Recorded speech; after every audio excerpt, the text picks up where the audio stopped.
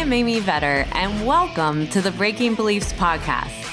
This valuable time is for you to pause in your day and go on your own self-journey. Discover the beliefs that are holding you back from living your best life at work and at home. Learn from the guests on this show as they share their inspirational stories on how they found ways to break internal beliefs that were no longer serving them. Because if you believe you can, you will. And our podcast begins now.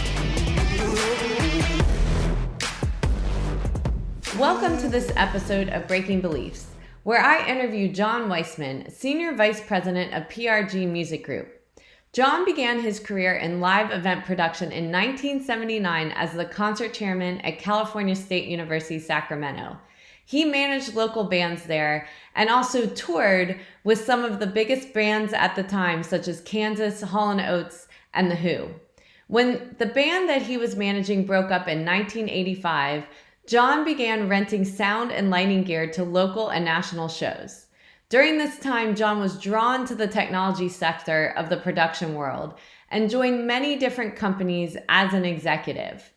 He saw lighting and video merge and start becoming one. And he was instrumental in launching Catalyst, the first computer-based media server and forerunner of many to come. Although it was a valuable learning experience, the manufacturing and sales end of the business was not on the front lines of delivering actual shows. And John began to look for an avenue back to where he began his career. His passion brought him to XL Touring Video in Los Angeles, and after 4 years, he felt the need to create his own company, Chaos Visual Productions. In December of 2008, Chaos was acquired by PRG, and in January 2015, they became a part of PRG Nocturne. During my interview with John, we discuss the importance of his entrepreneurial journey from selling fireworks as a teenager to working with the biggest bands in music. Learn how his relationships with all of the different people that are involved in the music production industry helped him throughout his career.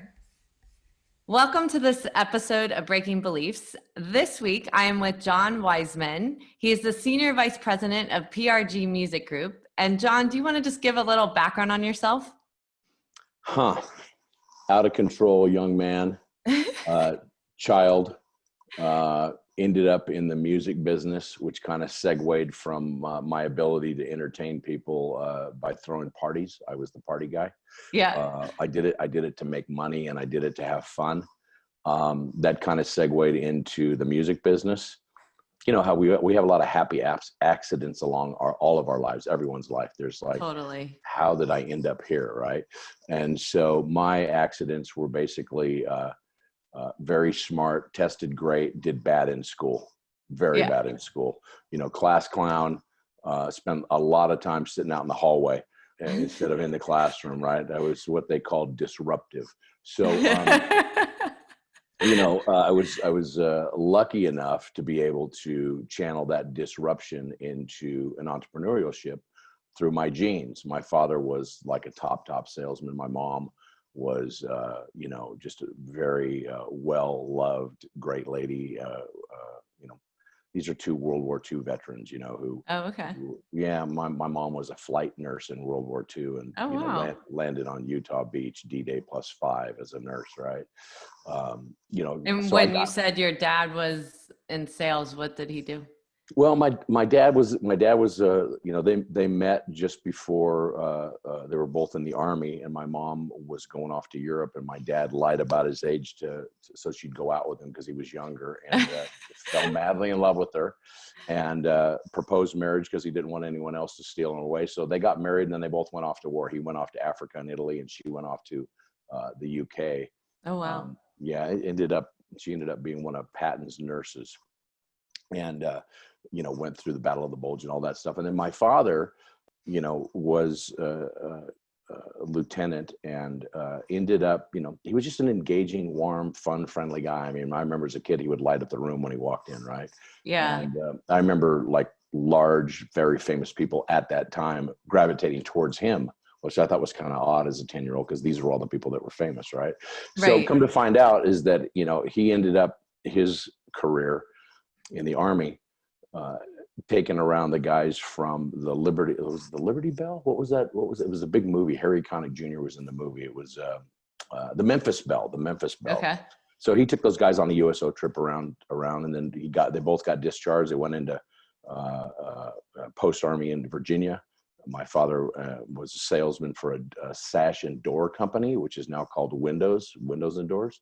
Okay. Got transferred to the Reno, Nevada, out on the West Coast, and they just built a life. They built a life out here. You know, he was a top sales guy who ended up owning his own company and being a manufacturer's representative, and you know, I got that in the genes. You know, my mom was always very friendly. My dad was always very outgoing and friendly, and you know, the parties in Reno, Nevada happened at our house a lot. I remember being a kid kind of observing all of this, you know, so the golf tournaments and all that stuff, I think it was just in my DNA. I mean, as a kid, I would bring fireworks out from my summer trips back east and sell them in Reno. I would get t-shirts, and I had a whole price list. And how did that even start? Like, why were you selling it? What was it about the money? Was it that you needed the money, or it was more like, could you get the money? I think it was the game. I think it was, and I think it was the social interaction, you know. Mm-hmm. I think it was my inability to fit into a box in school. So I wanted to be successful somewhere. So you could be successful by, you know, I didn't want to be popular, but I could run with everybody in my classroom. It didn't matter who they were, you know. Right. I was not stuck in one camp. I liked everybody. And you either loved me or you hated me. And if you hated me, I probably worked harder to make friends with you. So exactly. Well, Isn't that yeah. all of us, right? Well, when you're 12 years old and you're selling Budweiser and Coors t-shirts, you know, I mean, which is what I did, and fireworks, which were illegal at the time. So, you know, that was kind of how I kind of kicked that door open and made myself different. And was it watching your father being a salesperson? Like, did that? I don't think it was anything that I actually contrived. I think it was just, I went to my zone where I was comfortable and where I could be successful socially. And I didn't mind having the money because I'd buy stuff as a kid, you know? Right. Yeah. So, no, it was never really about the money. It was about the win. Yeah, it was about the win, and it was about the camaraderie. It was about, you know, I didn't consider it a win if not, and I don't know where I got this from. It must be my DNA. But at the end of a deal, whether that was selling a firework or selling a big rock concert now, or selling you know, t-shirts or whatever I used to sell Christmas cards door to door, you know, and Easter cards and, you know, all that, because I'd see them in the back of the comic magazine and go, oh, you can get that toy by doing this. And I'd order them, boom, I'm down the street, you know. I think for me, it was everybody won at the end of the day, you know. Yeah. The person who bought the product was happy. They were treated properly. And it's just kind of in my DNA. Mm-hmm. And then, and I won because, you know, I made a customer, you know, like my customers now are not customers. I don't even, it seems very odd to call them customers, because I'm in a business that is very much, it's a personal relationship business, right? Mm-hmm.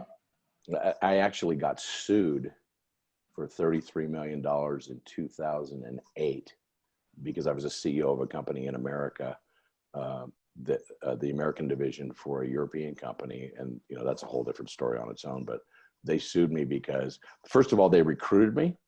Mm-hmm. The company I left, this is how I like to leave a company. The company that I left asked me to remain on the board of directors for 2 years and paid me my salary for 2 years to manage relationships with like Princess Cruises and Disney and a bunch of rock bands, right? And so, you know, it was a handshake deal. I left, but I stayed with that company. The new company that I was running in America was close to bankruptcy, and I was able to turn that around completely 100% with relationships, right? So the first artist that was going out was Beyonce, and the second one was Motley Crue, and the third one was, you know, just kind of snowballed. And I took them from the edge of bankruptcy to, you know, wildly successful in America. And, you know, which is what all the Europeans' dreams are. They want to be successful. America is the place to be successful. Right. So I got sued, and the long story short, I went through an 8-week-long jury trial in Los Angeles Superior Court with, I had 38 witnesses that not one of them was subpoenaed. This is a test of the relationships, right? I had to call them and say, hey, look, these guys are saying this, it's not true. They're using you to beat me up. This has been going on for 18 months and 55 days of depositions. And, I'm at about, $2.8 million out of my pocket right now. I'm not going to settle. I'm going to fight. I didn't do this. So they all showed up without a subpoena, every single one of them. And that goes from like an NBA All-Star to Tommy Lee from Motley Crue took the stand for me, to, all the people that design and put their shows together. And it was just basically a relationship. And I was able to prove that, the company that was suing me, I was able to prove that customers have a choice of where they spend their money. So this was a very high profile way to say, hey, Walmart, you can't have a customer that decides to go to Kmart on a different day and sue Kmart because they're providing a better service, et cetera, et cetera. So, that was really a very expensive test and culmination of relationships. Well, and I would say as an entrepreneur, and many listening or running businesses, there's nothing worse when a legal issue hits. And besides, and I want to get back in your story, but besides the relationship side, which is a great lesson, and to fight is hard too, a lot of times in business, because sometimes you're not given a choice. Right. Mm-hmm. These guys wanted to take my home and everything I'd worked for 40 years. And you're like, no. When the judge approves them to come inventory your house, appraise your daughter's car, appraise your wife's wedding ring, appraise, your furniture. And I say to the judge, point blank, I said, why the fuck are you doing this? Right. And he says, well, if you lose, I want to know what you got. So I don't want you hiding anything. And I'm like, this is how this works. Right. Yeah. That's rough. But it's a big part. The whole legal issue, you could do, you could do 6 months of horror stories on that, Yeah. Yeah.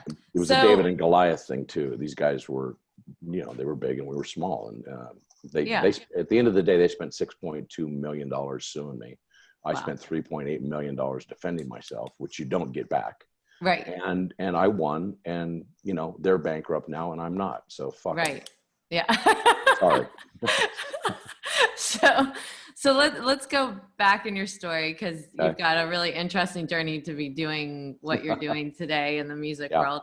So you started off selling fireworks and so forth, and contraband.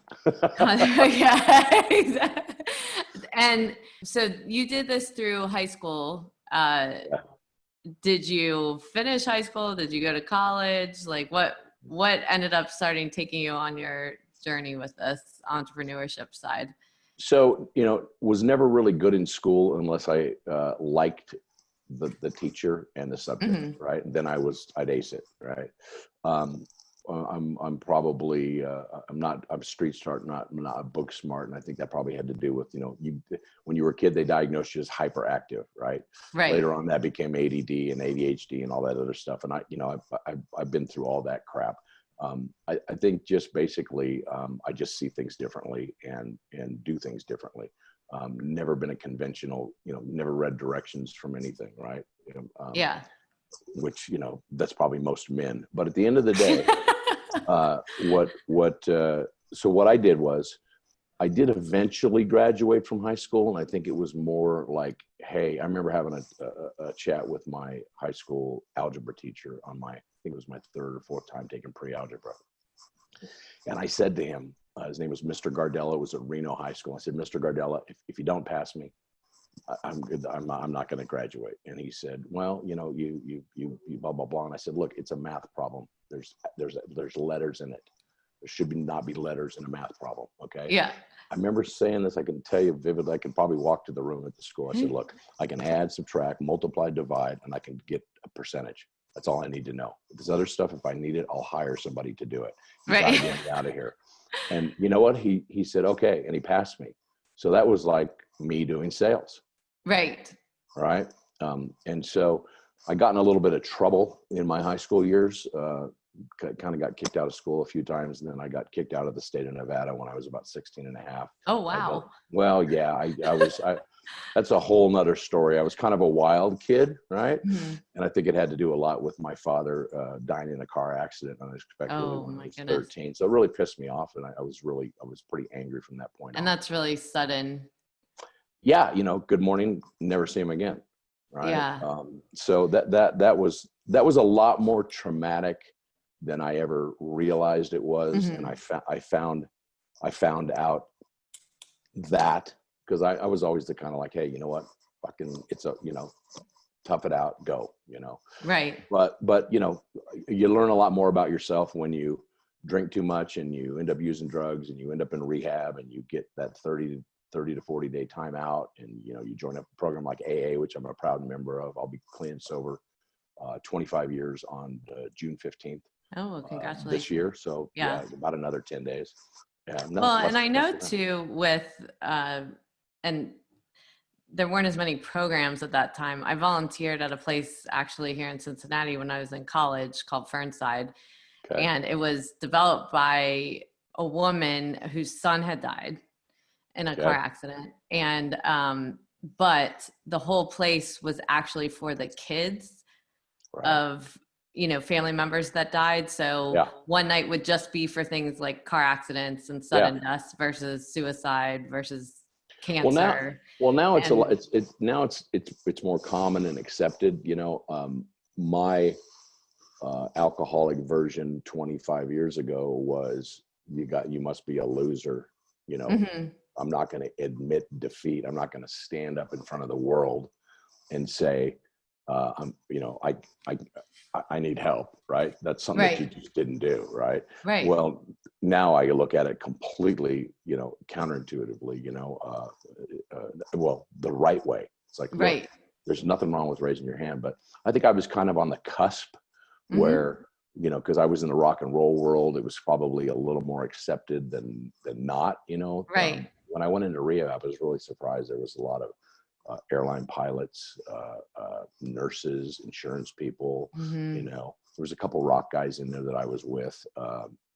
But now it's a little more accepted. And I went in without any insurance. I paid cash for it. I didn't want it following me the rest of my life. Right. Because I didn't, I went in under assumed name even, I don't know who I thought I was, but my best thinking got me into that situation. But anyway, getting back to school. So the trouble that I got in Reno was I was very defiant. So long story short, my mother remarried and moved to Sacramento. I ended up living in Sacramento with my mom, my stepsister, and my new stepsister, and my stepfather, who was a wonderful man. And they were all about, hey, you got to go to college. And I'm like, okay. Plus I got Social Security because of my father's death. So I got paid to go to school. Right. Right. And so, I did really well the first year to junior college, and then I transferred to another college. And while I was there, my girlfriend worked at the student union, and the director of student activities, a guy named Rich Schiffers, was a big kid, was about 6'2", about 220. And he said to me, hey, we're going to unload some trucks because we're going to start to do some shows. Why don't you come help us? And I said, what are you doing? He said, well, the last show here was Jimi Hendrix, like X amount of years ago. Oh, can you imagine? Yeah, unbelievable, right? And I guess he lit his guitar on fire, which the school didn't like in the gym. Right. And blah, blah, blah. So I ended up, basically working that one particular show with my girlfriend's boss. We were both students. And he said, hey, you kind of got the gift of gab. We want to kick this program in. Do you want to learn how to do this? And my whole objective was, look, I'm building custom room additions and houses. I think I was about 19 years old at the time. I had worked summers construction, right? So I was doing little jobs, putting in skylights and that kind of stuff. And I said, well, can I run my little construction business out of the student union? And he said, yeah, sure. Right. So my whole objective was to take my construction business bigger. Right. have an office for free and have them answering the phone, which I worked all that out. And then he hands me a big book and he says, this is a list of all the agents in the world.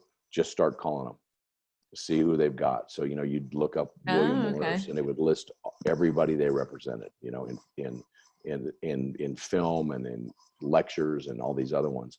And I just went to the music section and I started calling the agents. I just picked up the phone and called them because I didn't know that you weren't supposed to do that.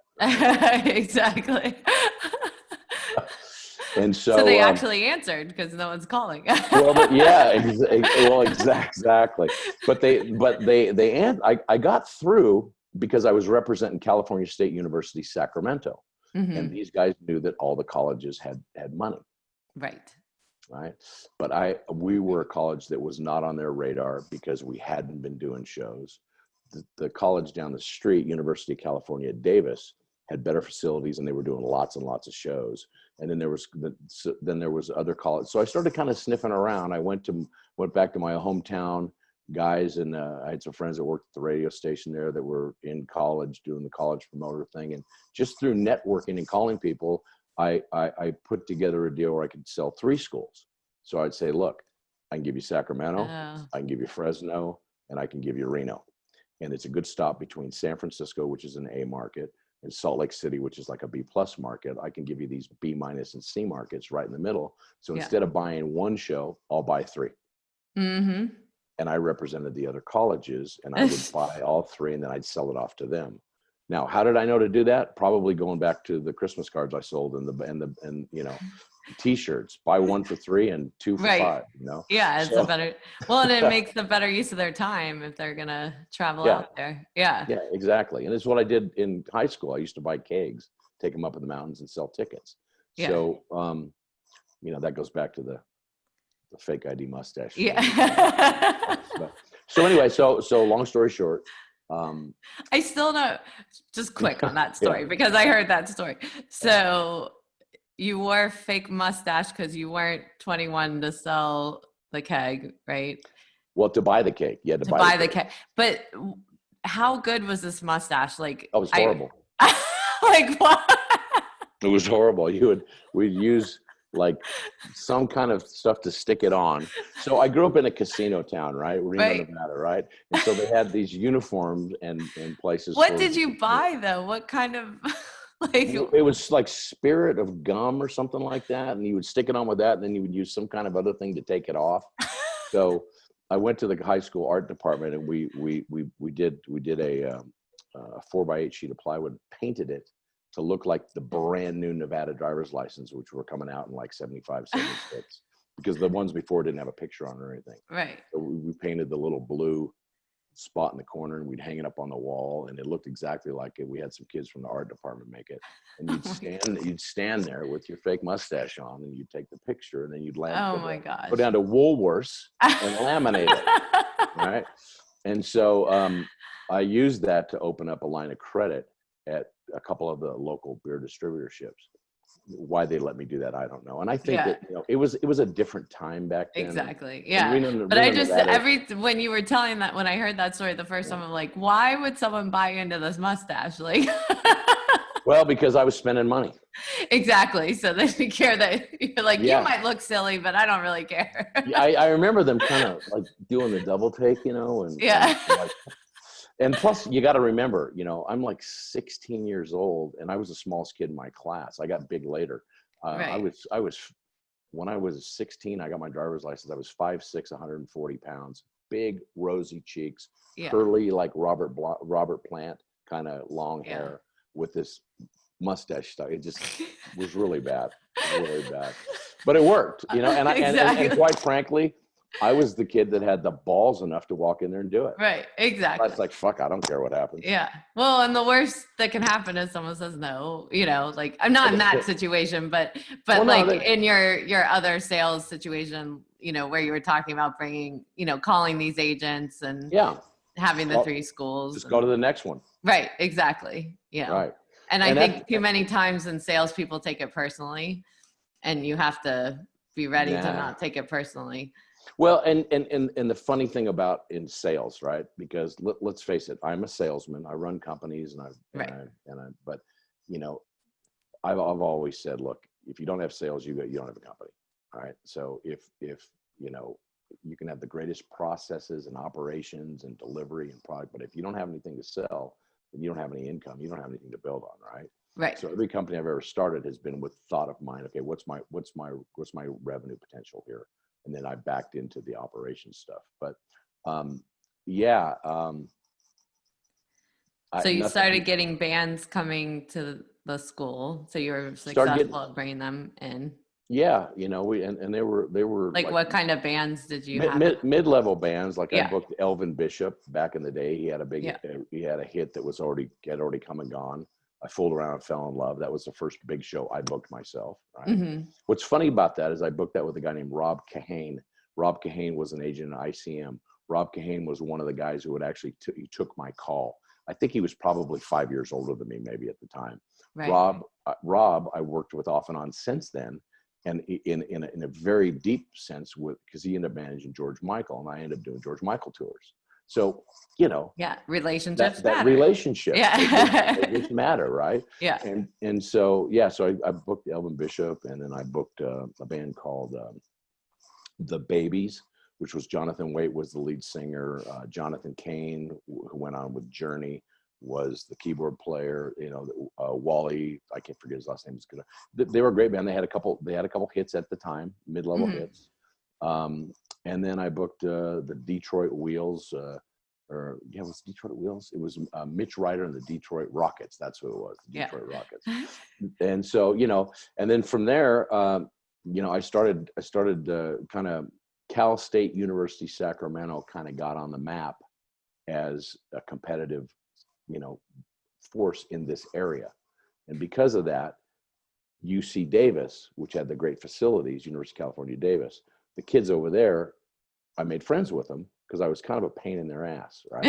Because they were doing big shows. They were doing like the Knack, right? They were doing like, you know, the Pretenders, you know, and all these, you know, these big shows. Those guys all graduated, went on to be promoters. And then the people that were left behind, there was a guy over there named Mike Ledesma.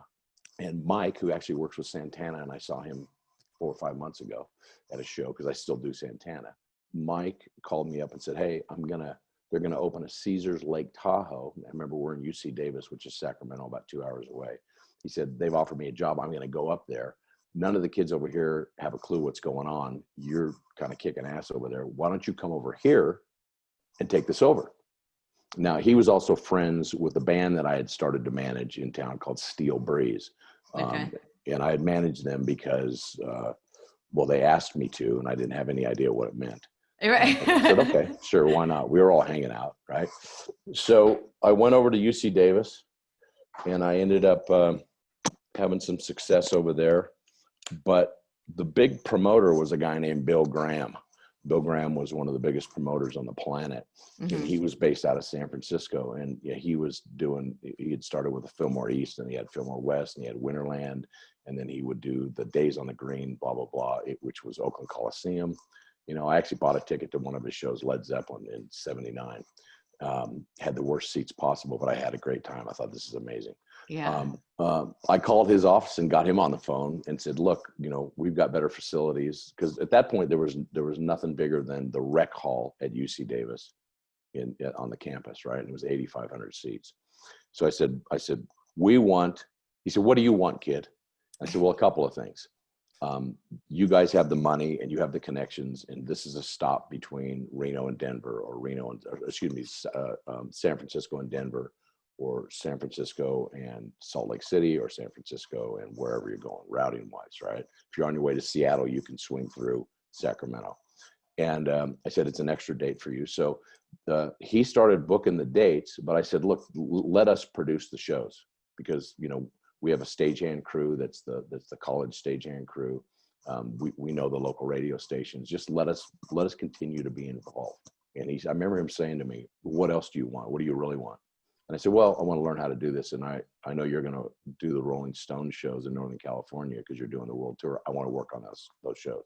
So I parlayed myself into being the assistant director of backstage ambiance at the Rolling. Backstage ambiance. Yeah, Bill Graham was really brilliant about making it a scene backstage, right? Right. Because he was selling himself to the bands.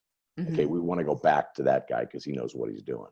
Right. So, I ended up working at the shows at Candlestick Park with the Rolling Stones on the Tattoo U tour, just basically, renting shrubbery and AstroTurf and big circus tents and caterers and hot tubs and all that kind of stuff. So, that was really where I had really kind of seen how a real company would do it, or how a real guy would do it. I mean, that guy changed the way shows were done.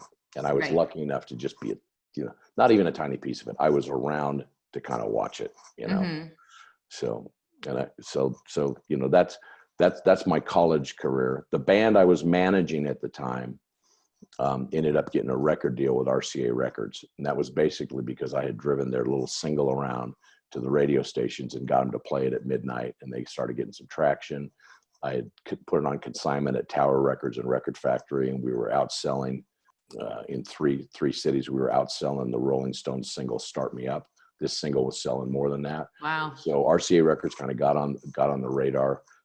Well, and I think if this is the same, and by the way, I had no idea what I was doing. Yeah, but one thing that you did know, because I heard this story from you, is creating Scarcity. Yeah, exactly. And I think that's one thing, as salespeople or entrepreneurs, we forget, like, we're just trying to get quantity versus quality. Yeah, exactly. Yeah. Oh, well, so to segue to that thought, let the viewers know what that's about. When they asked me to manage them, I put them on as the opening act of the Babies, right, at the Cal State gym. Right, they did a great job. We had a great time. It was a lot of fun. It was just a big party. And so they asked me to manage them. I didn't know what that meant, but I did know how you had a certain amount of tickets for a show. You could charge a certain amount of price. You wanted to create a vibe. You didn't want to make it. I'd learned from the big guys that, the Rolling Stones didn't play in San Francisco every 3 months, right? They played every three years because there was a demand.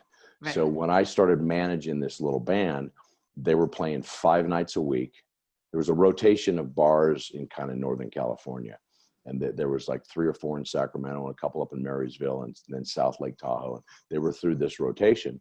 And these guys were playing 5 nights a week, Tuesday through Saturday. They were doing 4 sets a night, which was wearing out the singer. The guy can't sing that much. And so the first thing I did was sat down with all the nightclub owners immediately and renegotiated what they were going to do. And I it was a pretty ballsy move. As I look back on it, I would have said, "Are you sure you want to do that?" Right. But I just knew inherently, if you can go see them on any night and show up at any time, right? Who cares? Right. I'll see them tomorrow. Yeah, I'll go do that tomorrow, right? Right. So what I did was I wanted to make it more of an event. So I brought some production to their show by upping the sound system and upping the lighting system. And then I took them from 5 nights a week to 3 nights a week. We would do Thursday, Friday, Saturday. And then we only do 2 sets a night. And then I would put an opening act on there. And I would make it an event rather than just, and then I would tell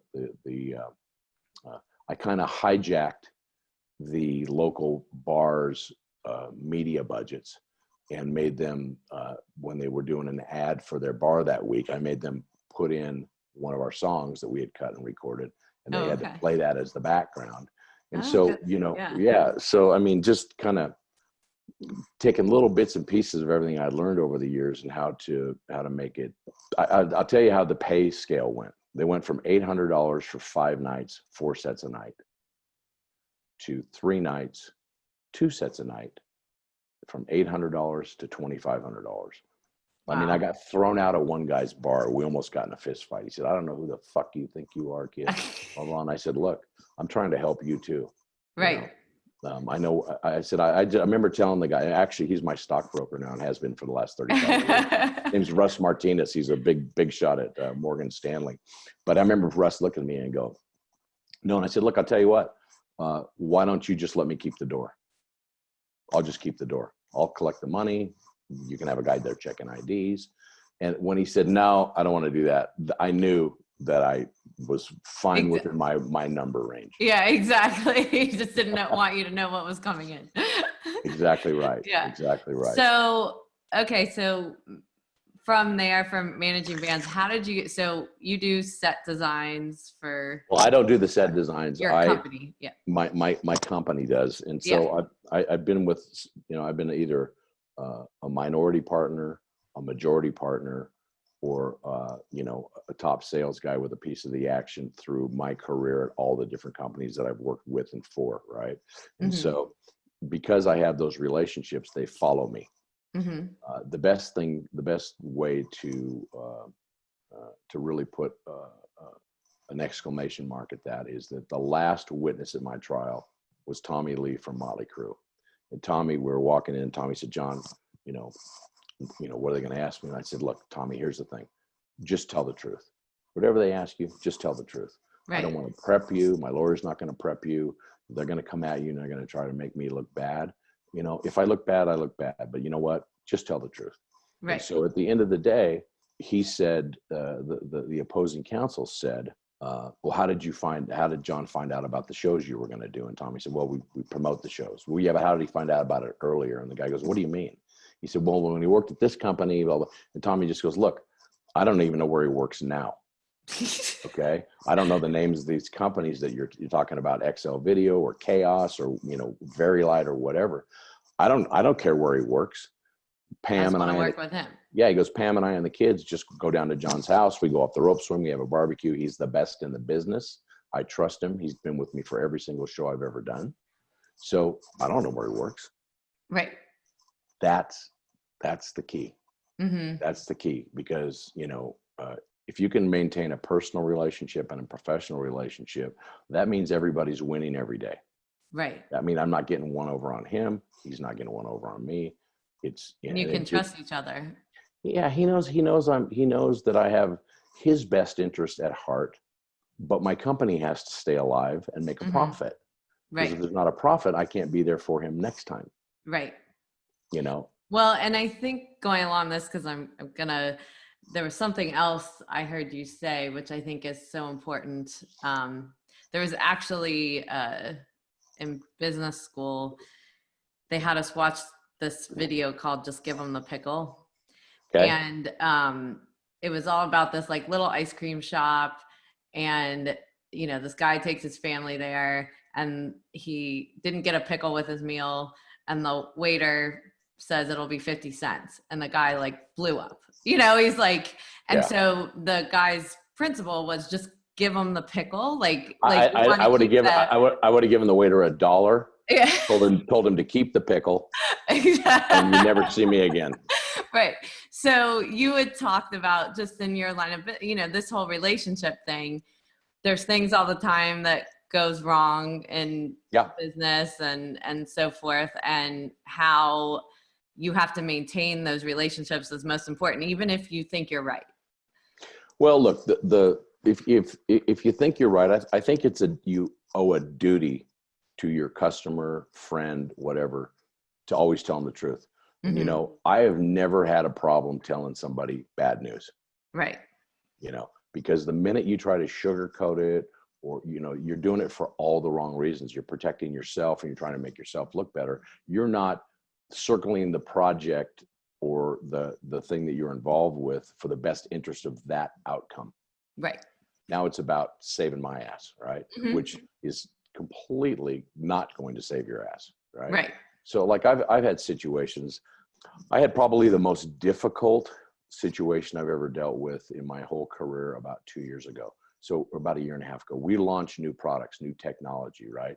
So it goes back to, I was with a company called Very Light that had a majority shareholder, was a bunch of engineers. And there was Genesis, the band Genesis, Phil Collins and those guys had invested the money to make it work, right? So very painful to launch brand new technology because there's always an issue. And so.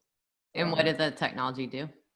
Well, this was moving lights. So before, a light would always sit still. It was in the same color, same beam, same focus, same intensity, and that was it, right? It had a piece of gel in front of it, gelatin, that made the color. These guys, these engineers in Dallas were brilliant. They did internal color changing, then they automated it so you could move it around. And then, you see them now, like the young kids think that's all normal. Well, that was revolutionary. Right. I mean, revolutionary. So Yeah. fast forward to a lot of those type of product deliveries over the years. We were doing a tour with Ariana Grande, and the design was by a guy named Leroy Bennett, who's probably one of the best in the world. And the design was very, very complicated. And we were using a lot of new technology on it, and we were just having a lot of trouble, a whole lot of trouble. And so, the 20-hour days, rehearsals were a disaster. It was the worst thing I've ever been involved with in my life, right? Mm-hmm. I had too many smart guys that had put stakes in the ground and were all defending their position. And I had to get them all in one room and go, look, this is not about what you think or you being right or you being wrong. We can talk about all this later. We'll do a postmortem on this after. Right. But, right now we're in trouble. We're in a lot of trouble. And so during that time, the customer, I was out with Nicki Minaj and I got a phone call. I didn't even know what was going on. None of my guys had let me know. And I ended up flying into rehearsals and just walking into this absolute disaster. And the production manager says, John, this is unbelievably bad. And I said, his name is Zito. I said, look, Zito, I'm drinking from the fire hose here. I'm not exactly sure. Let me have a day to find out what the hell's going on. I'll tell you how we're going to fix it. And he's like, okay, thank you. Because, he had other departments he had to deal with. Well, he knew I wasn't going to lie to him. Right. Right. And so we got through that. And by the way, this is a show that you're chasing. It's moving every day. Right. So, and exactly. you have doors at 7 p.m. Right. Right. And this technology was where it was projector focusing technology onto 3D objects on the stage. So there was a lot of math going on. Right. And so when this thing was taking place, you couldn't have any movement in the arena at all. No movement at all. So like, I remember we were at Boston Garden and we'd finally kind of overcome. We were just like right about where we needed to be. And you had to make sure all the janitors didn't come around the corner or nobody was in the luxury suites. And for 30 minutes, it had to sit completely perfectly still while it did all its laser measuring. Right. Right. 28 minutes into it, we're sitting there watching it, and all of a sudden, a bird. Oh, geez. by inside the Boston Garden, because there's sparrows that live in the building, right? And I just looked at my partner, and my partner looked at me, and he goes, "It just sucks the soul right out of your body." But the point is, we stayed with it. We didn't lie. It cost me and my company about $1.5 million to fix it. And at the end of the day, those guys looked at me and they said, John, that was the worst experience of our life. And I said, I understand. And they said, but you know what? We would rather be in the trenches with you than anybody else, because you never wavered. You never lied. You never said, well, we can't spend that money. You can't. Look, I just looked at them and said, we will fix this. This is going to be painful. This is going to be horrible. But, I'll tell you what you need to do for me. Like if you need to hold doors for 30 minutes, but because every night we had 18,000 people. We had, right. And if that doesn't happen, my $1.5 million, in throwing money at the problem would have been $10 million or $100 million, right? And so you just have to stay by your word. Mm-hmm. You just have to, you got to decide, are you in this for the long haul, or are you just passing through this business? Right. And especially now, I'd love to hear your perspective with, you've taken so many ups and downs in business in your life and so forth. And this is, I'm drug a addiction, business owner. kicked out of the state. Yeah. So many people are dealing with things that they've never experienced before, and how to pivot. What is some advice that, you've learned through downturns before? Well, there's a few phrases that are really pertinent right now that I absolutely hate. I despise. We're all in this together. If I hear that again, I'm going to throw up. No, everyone. Exactly. It's kind of, you have to save yourself. Yeah. Unprecedented. Like, okay. Or the new normal. Just state the obvious, Yeah. I mean, those phrases are accurate, but I'm just tired of hearing about it, because it's like, let's get on with this, right? We've defined what it is. It's bad. My business is particularly bad right now. I mean, Oh God. Well, I'm a speaker, so I'm out at conferences. Yeah. Everything is, It's dead. Yeah. Well, you got to understand. So I built my company and I sold it, and then I built another company and I sold it. And the last one I built and sold was I sold to a company called PRG, which is who I'm with right now. And I manage a group of clients for them. I did a 5-year deal when I sold my company. I just renewed it in December because I'm really happy with the guy that owns it, the infrastructure. They're just good people, right? Mm-hmm. And so these guys do, because my stuff was mostly rock and roll. Right. These guys do 80% of the Broadway market, 70% of the London West End, probably 50 to 80% of all of the truck and bus tours that go out of Broadway or that type of thing. 60, 70% of all the music events in the world. Wow. We have 70 offices, 3,500 full-time employees, 5,000 contract guys. Around March 18th, it stopped. Everything. We do car launches like the new BMWs, the new Fords, the new Chevy. Right. Amazon has a big party every year that we do. Everything you can think of that's a big, large scale event. We do the halftime at the Super Bowl. We do the opening ceremonies for the Olympics around the world. Right? Amazing. There's nothing happening right now. So we have a call. I don't have a roadmap to it because a lot of this is above our pay grade. So I think part of how we're getting through this, and I think the advice I would give anybody is, like in our situation right now, you can't do a show without a permit. Okay. Like I made a comment on a executive call with all my guys where I just said, hey, look, Bruce Springsteen or somebody of that ilk needs to say, hey, enough of this. I'm doing a show at Giant Stadium for 5 nights. I'm going to donate all the money to the local stagehand union and to the people of the food bank. And you know what? I'm just doing this. Mm-hmm. And one of my friends said, one of my guys on the call goes, Wiseman, it doesn't matter what Bruce Springsteen thinks or does. If the mayor says you can't have a permit, then you can't use the stadium. And you can't get a permit unless you have liability insurance. Right. And you're not getting that right now. I mean, the right. Senate, I'm watching this stuff go on every day on the TV, and the Republicans are saying no more money until we have liability indemnification protection for all the businesses, because you can't go to a movie, get COVID the next day, and sue the movie house. Right. But that's what's going to happen. Now, the Democrats on the other side, and not being political at all, they're supported by the Trial Lawyers Association, so they won all those trials. That's how they make their money, right? So I've come to the conclusion that my business is not going to kick back on until it's beneficial to the politicians. Mm-hmm. And that means that the Democratic National Convention or the Republican National Convention, those two events, which have yet to be decided, along with Coachella, which we are involved in helping produce from the visual aspect part of it. Coachella got moved from April into October. The conventions are coming up in like September, August, whatever.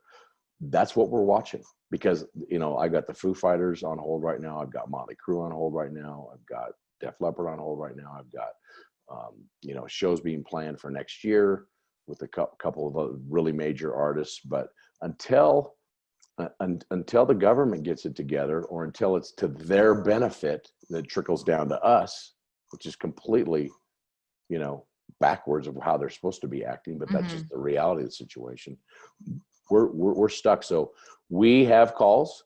We talk about what we're going to do. We talk about, Paul McCartney right now filed it's my understanding, I don't have firsthand knowledge of this, but the scuttlebutt in the business is that he canceled his tour. He filed an insurance claim under the force majeure clause, which is act of God, basically. Right. And the insurance company declined it. So thank God we have a guy with money, Beatle money, like real money. Exactly. And Beatle attorneys, right? They're going to take him to task. What's going to happen there? We don't know. But you can bet that these insurance companies are going to write this stuff out. So what we're doing right now is we're doing a lot of virtual studios. I don't know if you saw American Idol the other day, the grand finale. Katy Perry came to our studios in our offices in Los Angeles. we had created a virtual reality studio where, and she did a video too, where she's in the forest and it looks like she's really there. That was all done in our studios in Burbank. So we've shifted to that, Right. and we're doing a lot of that, but we're $1.2 billion in revenue a year. Basically, we have, And what are you doing? Because so many people are struggling with the human aspect in leadership of having to lay people off, and it's horrible. So, how have you been able to deal with that piece of it and staying open to the people that are working for you there of what the actual situation is as well? Yeah, the gentleman that bought my company, that owns my company that I work for now, is a guy named Jerry Harrison. He's a really good human being. We, through a series of a lot of different discussions, because it's an ever-changing thing, we were able to, we have, of the 8,500 people that we work with pretty much on a daily basis, 5,000 of those guys are independent contractors. They're probably better known to you guys as roadies, right? Mm-hmm. And those guys are able to get unemployment, and because they're all independent contractors, they're able to get unemployment. They're able to get some of this other stuff. We're too big to get any help. Yeah, that's our problem. We're just too big to get any help. So those guys are filing unemployment, and they're dealing with it. A lot, they're all friends of mine. We talk to them. It's like, I'm very rarely ever in a position where I feel helpless. Because it's just that I can't give 5,000 guys loans, right. I can't do it. The other 3,500 that were full-time employees, I believe we've laid off. I think we probably laid off a few, but I think most of them, with the exception of probably the ones that we've just deemed critical to keep the lights on, because we have to have a business to call people back to. Right, exactly. All the executives, the first thing that we did was we all took significant pay cuts immediately. That was, and it wasn't even it was a no-brainer. It's like, look, we need to keep more people. We've got X amount of outstanding collections we can do. We can deal with, Jerry deals with the banks. He deals with, the multi-level layers of financing. He does all that. I'm not involved in any of that. Thank God. Right. I don't know how I asked him, I said, how you doing? He goes, Wiseman, they're coming up the castle wall and I'm picking them off and dropping them in the moat. but they just keep coming. And I think that's probably like every guy in that situation's in that same deal. So the people that we furloughed, so we've taken major salary cuts, which is fine. We've kept on as many people as we can. In Los Angeles, for example, we have a 300,000 square foot. We have one building that's about 200,000 or 300,000 square feet. We can only put 8 people in that building by county ordinance. So like I wanted to go to the office the other day and they said, well, you got to take somebody out of the office for you to go to the office. And I just said, so I got to put someone out of work for me to go in there. And I just said, forget it. I'll just work from home, or I'll go to the library. Right. So, but the people that we furloughed, we were able to, as of today, continue to pay their health benefits. Well, that's great. Yeah. So there's different sections. There's the guys that are just completely out there on their own with unemployment, and then there's the guys that are furloughed, and there's the rest of us who are just completely blessed to have some income, but not well. And I think again, it kind of comes back to the side of you want people to know you have their back, and especially you can't be short-sighted at this, because there will eventually be an end where you're going to need people again in order for the business to succeed. So you can't operate as you've always operated for yourself. And you have to make smart business decisions, but you also have to have some heart and soul in this as well, which goes back to, we're all relationship guys, all the guys at the top of the company. We all have had the same clients, same friends, the same, we've been at war with each other in the marketplace, but we go out and have dinner together. Right. I've tried to fuck those guys every way I could, and they've done the same to me. Right. And so, when you're in the battle, somebody wins, somebody loses. You just got to be able to move on. Right. Right. And so, it's heartbreaking to see and to not be able to do more. we can't, I'm impressed with what my company is able to do Yeah. for anybody. I mean, how do you go from $1.2 billion in income to zero in one day? Yeah. Right. And No. this is worldwide. This is all over. Well, and it happens at the smallest business to the largest. Yeah. It's like, it's really out of your control. And I think, a couple things we've talked about today with relationships, but also when you're talking about the Ariana Grande story of just stopping and pausing, like you can't react right away. You've got to, take in the situation, consider all angles of it. Cause I think knee jerking decisions doesn't help you in the long run. Well, and we're leaders too. I've never been a panic guy. And most of the guys, I think, at our level aren't panic guys. I mean, we's like, okay, how are we going to get out of here? How are we going to get out of this mess? And I just tell people, look, we're taking actions. We're waiting on people, governments and some other people to do certain things before. But we're preparing ourselves to be ready to go. Okay, because when look, I would think it'd be easiest to get rid of all the sales guys right now. We're the most expensive guys to keep around. But, these guys are smart enough to know, and I think other businesses are smart enough to know that when this thing does flip back on, it's going to flip back on in a really big way, and you're going to need us to shovel the money back in the door. Yeah. And so, it's, you can't be short-sighted. Yeah. No, you can't, and you can't panic. You have to be a leader in a lot of different ways. I'm not only leading myself, but I'm leading others by example without even really knowing it. Yeah. So I like to just end with some rapid fire questions where you pick a category. You go, girl. Family and friends, money, spiritual, or health? Yeah, let's talk family and friends. Okay. So things or actions that I don't have that I want. Nothing. You have everything that you want. I have more than I should have. That's awesome. Things or actions that I do have that I want. I already have them. Why do I want them? You should always want more. Yeah. I'm the kid that couldn't pay attention in class and sat out in the hallway that got kicked out of a state that was a drug addict. Right. I'm coming up on 25 years clean and sober. I have more money than I've ever thought I'd ever need or do need. I enjoy working with others and helping people. I always answer my phone. Yeah. It doesn't matter what time it is or who it is. I'll talk to anybody about anything because I'm just really, really, well, two things. I remember the assholes that never called me back when I was a kid. I remember that. All right. I said, I'm never going to be one of those guys. And I'm not. And I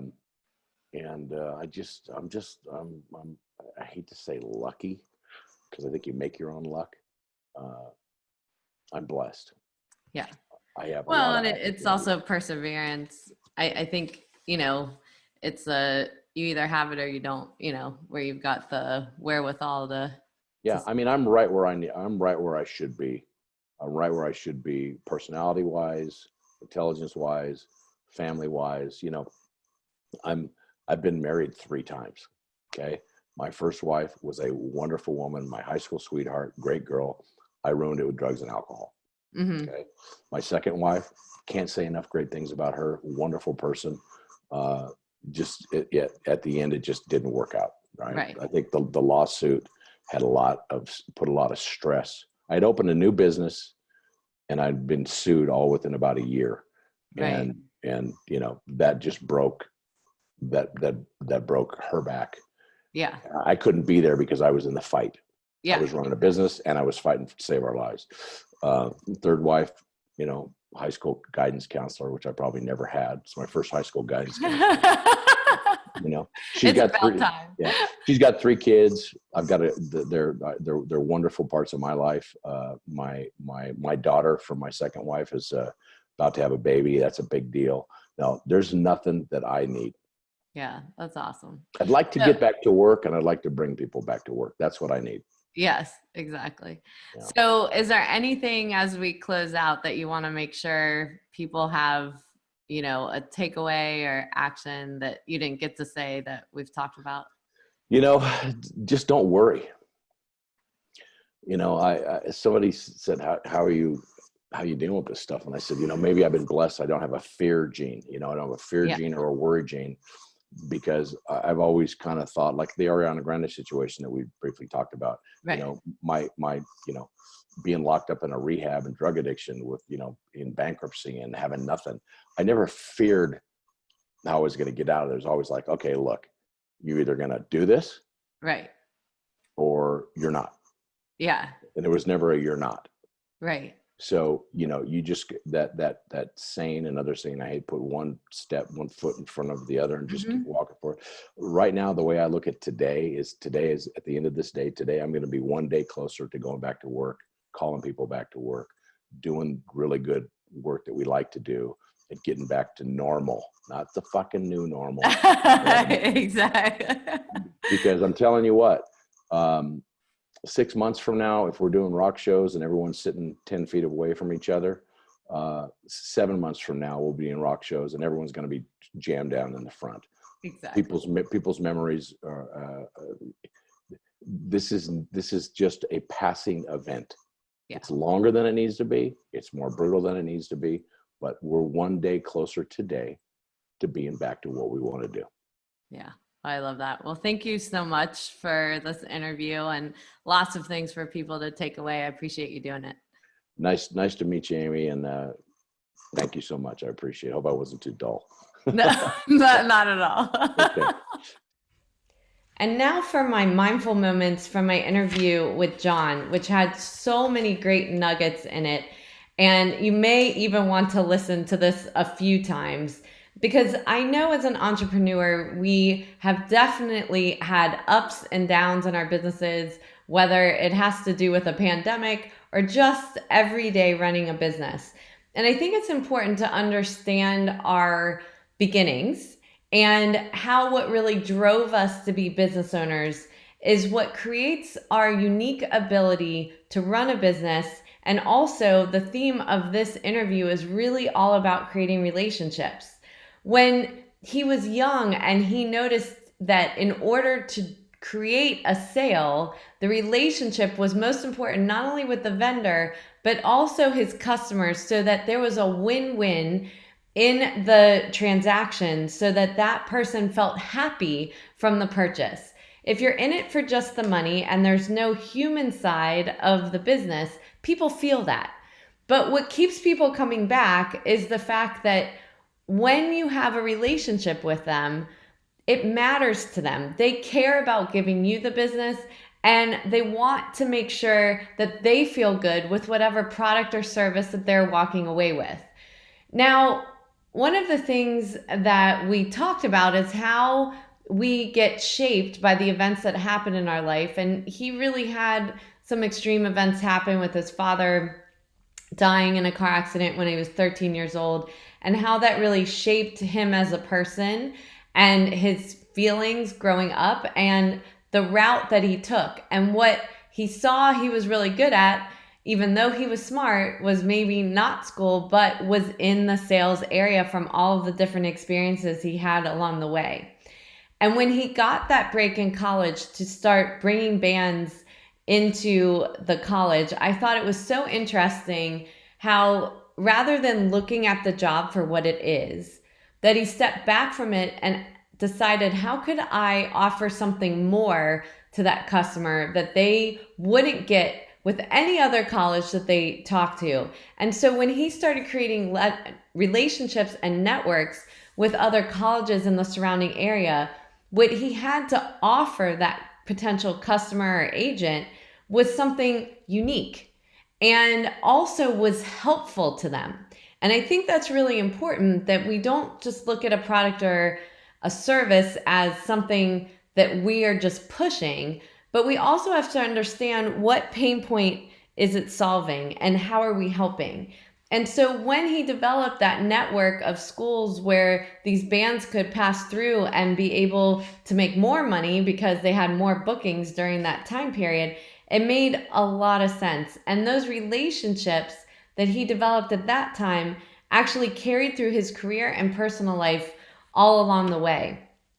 And so Another important piece is when we're trying to learn a job or a business is when we step back and actually just observe how others are doing it. And when he was talking about Bill Graham and working with him backstage in backstage ambiance with the Rolling Stones, what he was talking about was he wasn't actually worried about what job he had or any kind of gain in his career. What he was looking to do was learn, step back, watch what was happening, how it was all coordinated, so that he could gain those insights for the things that he wanted to do in the future.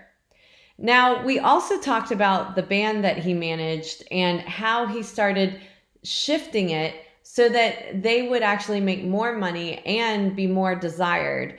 And those kinds of decisions are really hard sometimes to make. That, we can go toward what everybody else is doing, like he said, where they were booked 5 nights a week and so forth, or we can create scarcity where the customer and that relationship starts viewing it as special. And I think those outliers when we're doing business planning is really important, that we step back and we think about what can we do that would create a unique experience and also that someone would actually pay more and view this as a quality service or product. And sometimes it's the things that aren't obvious, but we actually have to look at what we're doing today, make sure it's serving us, and start making some hard decisions, but testing them, because not every decision we're going to make is the right one. But it's important to test along the way in order to create something different than everybody else. Now, when we got back into the relationships and his case that he went through and the musicians that were coming in to testify with him, I think what was a really big takeaway in that was that when we talk about relationships, sometimes there's a line between business and personal. And what John was talking about is how you balance both. That someone knows that you have their back, that they can trust you, that you're not trying to get over on them. And again, this goes back to early on in his career. What are you solving for? What are those pain points you're solving for? And how do you stick to your word? That people don't question what you're saying, that they believe in what you're saying because you've got a track record of being truthful and really being there for them, even when it costs you money, even when it's not most advantageous, that you are thinking about that relationship, not just for the moment, but for the long term. Now, as we kind of talked about pivoting right now, and especially in times that we're in and things he's learned along the way and some of his very hard business decisions, one of the things that we ended with was about not panicking. And I think this is really important when we talk about change management, is our first thing is to have uncertainty and fear, but it's that we need to make sure that we don't panic and make knee-jerk decisions, that we are pausing, looking at the situation, making sure that we're considering all different angles of it, but be prepared to be ready to go at any time. And that was a really important point, is that we don't want to step back and say that things will never be the same. We've got to look at conditions and say, what if they were, what if they weren't, and so forth. But we need to be prepared for the answers that we want so that we can jump when we need to and get our businesses back to where they were and thriving into the future. Thank you for taking the time out of your day to listen to the Breaking Beliefs podcast. I hope you will take a moment to pause before entering back into your day to reflect on this podcast and note 1 to 2 actions you are inspired to do from today's conversation that you could incorporate into your life. To read the full blog and listen back to this episode or any other, you can find them at www.amyvetter.com/Breaking Beliefs podcast and related videos on my YouTube channel. For daily inspiration, follow me on Instagram, Twitter, Facebook, and LinkedIn at Amy Vetter CPA. I hope that you will choose to like this and subscribe to this podcast on iTunes, Spotify, and more so that you can join us for more inspiration on our next episode.